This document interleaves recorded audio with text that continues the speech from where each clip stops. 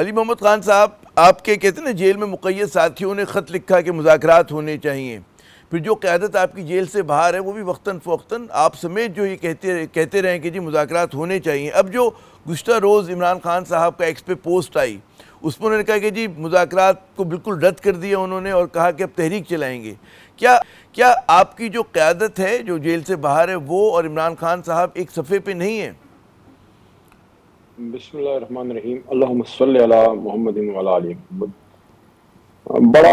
یہ تو بڑا سخت سوال ہے کہ اگر ہم یہ کہیں کہ ایک پیج پہ نہیں ہے تو وہ تو سوال ہی پیدا نہیں ہوتا۔ عمران خان صاحب ہمارے لیڈر ہیں اور اس وقت سب سے زیادہ قربانی دیے وہی بیٹھے ہیں، 700+ ڈیز ان کے ہو گئے ہیں۔ وہ جو مذاکرات کی بات تھی، 2-3 چیزیں ایسی اکٹھی ہوئیں جس سے وہ بات چل پڑی۔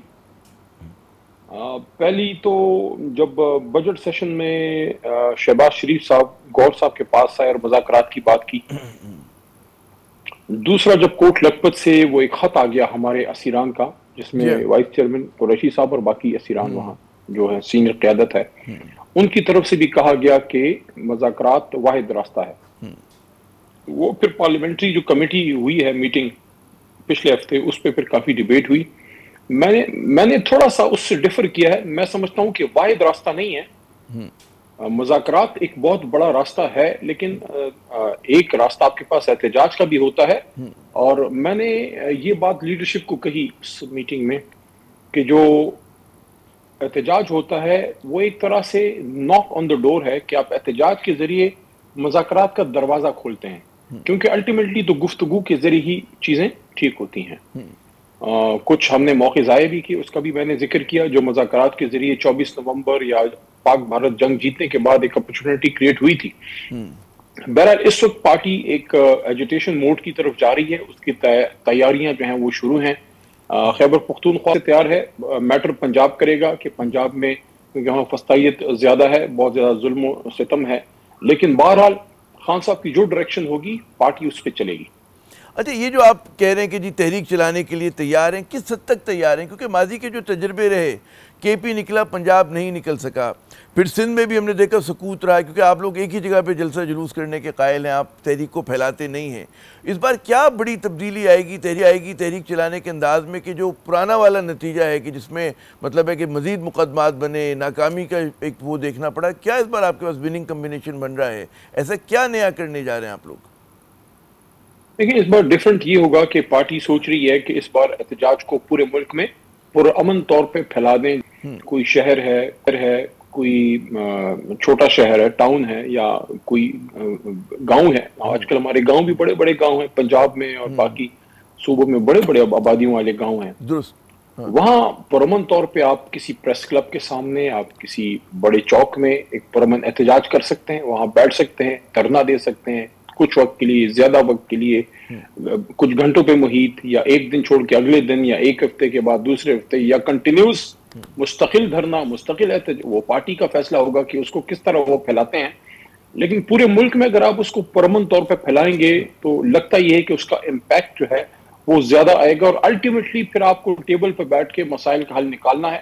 احتجاج کا مقصد یہ ہے کہ کوئی آپ سے سنجیدہ بات کرے، جس کو میننگ فل ڈائلاگ کہتے ہیں۔ ویسے تو ہم جب احتجاج کی بات کرتے ہیں تو ساتھ میں ڈائلاگ کی بات چل پڑتی ہے، اس کا پھر نکلتا وکلتا کچھ نہیں ہے۔ یعنی کہ جو ڈائلاگ میں ہیں، جو لوگ، میں تو ابھی تک کسی ڈائلاگ کا حصہ نہیں رہا، لیکن جو لوگ ڈائلاگ میں انگیج ہوتے ہیں وہ اس کا پھر کوئی ریزلٹ بھی نکالیں۔ دونوں طرف کو میں کہہ رہا ہوں، یہ اس طرح قوم کا وقت بھی ضائع نہیں کرنا چاہیے۔ قوم بھی مخمصے کی صورتحال میں ہے، ملک پریشان ہے، ایک آپ مہنگائی کی حالت دیکھ لیں، آپ پولیٹیکل سٹیبلٹی دیکھ لیں، اوپر سے آپ کے اوپر دہشت گردی کا بھی جن فریب مجھے خطہ کلامی کرنے دیں اگر، وہ آپ یہ مت کہیے گا کہ وہ میں پوری داستان سن کے کہہ رہا ہوں کہ آخر میں زلیخا مرد تھی عورت، لیکن ظاہر کوئی بھی تحریک چلتی ہے اس کے کچھ بنیادی مطالبات ہوتے ہیں، اس کو آپ چند نعروں میں 4-5 نکات میں سمیٹتے، کیا ہوں گے آپ کے؟ دیکھیں، ابھی تک تو جو ہمارے پچھلے 1.5-1.25 سال سے جو الیکشن ہو گیا ہے، اس کے بعد یا اس سے پہلے جب سے خان صاحب گرفتار ہیں یا جب سے رجیم چینج ہوئی ہے، تو نعروں میں تھوڑی ایڈیشن ہوتی رہی ہے۔ پہلے خان صاحب گرفتار نہیں تھے تو ہم رول آف لا کی بات کر رہے تھے، آئین و قانون کی حکمرانی کی بات کر رہے تھے، پھر خان صاحب گرفتار ہو گئے، ان کی رہائی کا بھی ایک ایشو آیا، وہ ایک بہت بڑا ہمارا نعرہ بنا، ابھی تک ہے، سب سے بڑا نعرہ ہی خان صاحب کی رہائی ہے۔ پھر بیچ میں جو ہمارا مینڈیٹ چوری ہو گیا 8 فروری کا، تو مینڈیٹ کی واپسی دوسرا بڑا نعرہ بن گیا۔ پھر اسیران جو باقی ہیں ان کی رہائی، 24 نومبر کا انصاف بھی اب ہمیں چاہیے، 24 نومبر میں جو ظلم ہوا ہے۔ لیکن میرے خیال میں اگر آپ کہتے ہیں کہ سب سے بڑی ڈیمانڈ، تو وہ تو عمران خان صاحب اور باقی اسیران جو سیاسی قیدی ہیں، دے آر پرزنر آف کاشس، ان کی رہائی۔ اس میں جو آپ کے ناقدین کہیں گے وہ کہیں گے جی اس میں کوئی عوامی نعرے نہیں ہیں جو عوام کے مسائل کی عکاسی کرتے ہوں، کہ جو کہہ رہے ہوں کہ جی مہنگائی کے خلاف یا کوئی ایسی کانکریٹ ٹینجیبل قسم کی ڈیمانڈز کہ جس سے عوام متحرک ہو سکے، صرف آپ کا ورکر ہی نہیں، ایک عام آدمی بھی کہے کہ جی یہ میرا بھی کیس لڑ رہے ہیں جی۔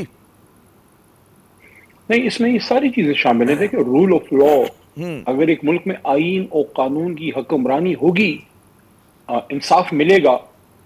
جب آپ کے ملک میں امیر و غریب کو ایک طرح سے دیکھا جائے گا تو آپ پھر دیکھ لیں گے، یہ مہنگائی بھی کم ہوگی۔ یہاں تو قانون کی حکمرانی نہیں ہے، جناب طاقتور کے لیے قانون اور ہے، کمزور کے لیے اور ہے۔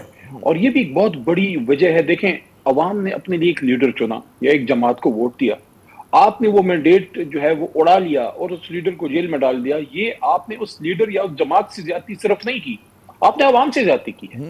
اگر عوام نے کسی کو ووٹ دیا، جیسے مثال عوام نے عمران خان کو ووٹ دے دیا، اگر خان صاحب وزیر اعظم ہو اور ان کی مرضی کی حکومت آئے، وہ اگر مہنگائی ہو تو پھر عوام بھی ذمہ دار ہے۔ اچھا، اب عوام مجھے نے یہ ووٹ دیا بتائیے ہوگا نا، اس وقت عوام ذمہ دار ہی نہیں ہے۔ اس وقت تو دیکھیں آپ پہ مہنگائی کون کر رہا ہے؟ آپ پہ مہنگائی، سوری ایک سینٹنس، آپ پہ مہنگائی وہ حکومت کر رہی ہے جس کا وزیر اعظم اپنی سیٹ ہارے بیٹھا ہے، جس کی وزیر اعلیٰ اپنی سیٹ ہاری بیٹھی ہے محترمہ، جس کے ڈیفنس منسٹر صاحب اپنے سیٹ ہارے بیٹھے ہیں، جس کا کوئی اپنا فورن منسٹر نہیں ہے، جس کا کوئی اپنا فائنانس منسٹر نہیں ہے، جو کسی بھی حالت میں ایک پاپولر حکومت اپنے آپ کو نہیں کہہ سکتی، ایک ہاری ہوئی حکومت، ایک مینڈیٹ پہ ڈاکہ ڈالنے والی، اور ابھی ریزرو سیٹ کے اوپر مال غنیمت پہ جپٹنے والے وہ لوگ بیٹھے ہیں۔ ان کو عوام سے کیا؟